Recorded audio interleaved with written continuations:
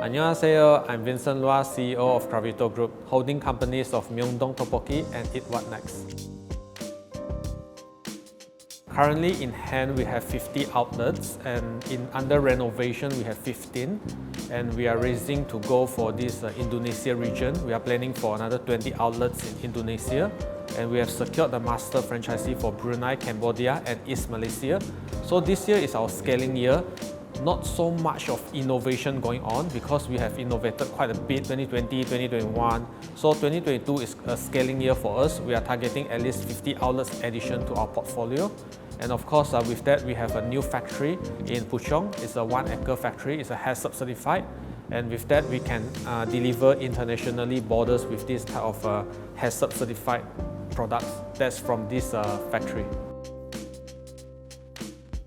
On top of this pandemic, is kind of course, is very bad for a lot of things that's happening around us. But it's quite interesting for our industry also because it kind of like propel us towards faster innovation and digitalization of growth. So we kind of like from a brick and mortar business, we went into cloud kitchens. And while the border opens up and the measures are being lifted, we pivoted from a cloud kitchen to a hybrid kind of kitchen. Hybrid kitchen is the combination of a brick and mortar kitchens plus a cloud kitchen. And it has two types of revenue entering with that. It has the dine-in revenue, it has the delivery revenue, and it has the virtual brands inside that particular shop lots. So with that, it's very extremely optimized, and the revenue garner from this type of segment is extremely huge.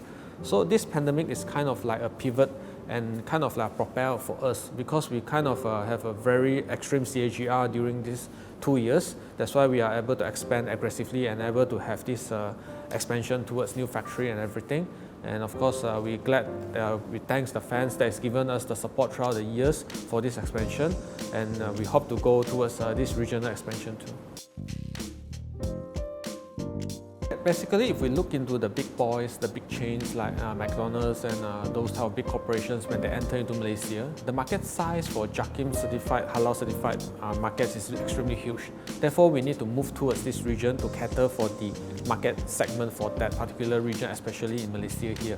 So we are approved by JAKIM halal certified, and all our outlets are very thoroughly monitored on this, and we have a team of halal executive with compliance officer to monitor all these areas.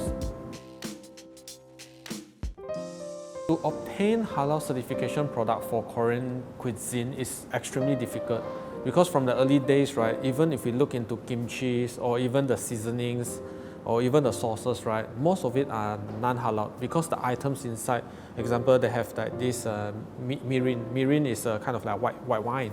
So it's difficult to obtain halal for that. So we kind of like need to rebuild everything fundamentally from the scratch without omitting the taste and the flavors and the quality of that. So we kind of like need to have our own central kitchen rather than obtaining from a third-party kind of source. So with that, we are able to form up this central kitchen in the early days. And of course, now we have this factory plant producing this type of HACCP certified, JAKIM certified kind of a product, and we distribute towards regionally for that. Basically, I do not spend a lot of time watching K-pop dramas, but recently we have a collaboration with iQIYI. That's one of the drama called Bad and Crazy. It's in iQIYI, and yeah, you can tune in to watch that. And it's a very interesting collaboration for us. During this pandemic, right, we pivoted into a few various categories of digitalization, cloud kitchens, and the last venture that we went to is this metaverse kind of concept. It's holding this type of blockchain technology that we have in place to these particular outlets in Genting. It kind of like coexists with the online and offline, and we have the integration of this blockchain technology right into these metaverse outlets in Genting. So it's kind of very interesting outlet. It's a one of a kind in Asian market. So after we have done, of course, it's going to garner the type of attention that we're going to have. And on top of that, we are expanding towards express format, where we target the grab and go type of concept, where we deliver these tteokbokki, twigims to the individuals and fried foods of that. So that's some of the regions that we are going to target onto moving forward in this particular year. Mm-hmm.